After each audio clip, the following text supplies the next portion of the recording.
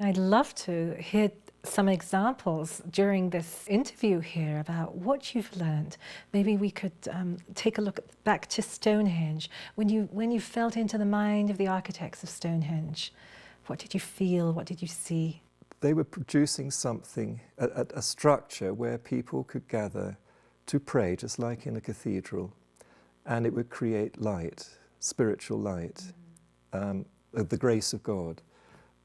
Out of love energy, carefully moved into certain configurations or patterns, and then intensified, and then sent out across the landscape, across the world to help people. So it wasn't just the individual participants taking place, they were doing this for the land itself. Yes, it's science. It's a question of marrying heaven and earth together, which is done in many different ways. Right. First, marrying spirit and matter, or spirit and soul, soul and body.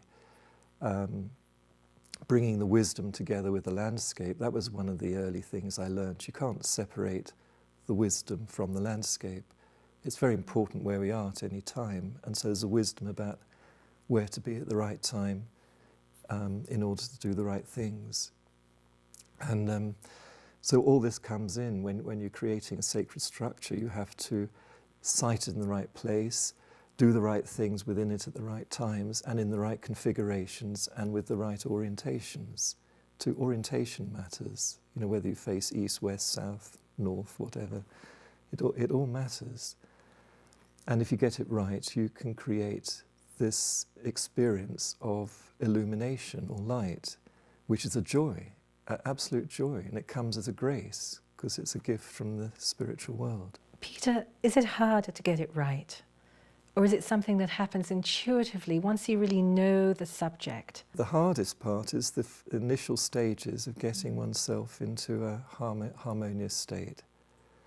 So one has to balance one's own psyche, you have to balance your relationship with the environment. Then that creates a harmony, and then from that everything else comes in a natural process or progress. But the most difficult part for us all is to get that initial balance right.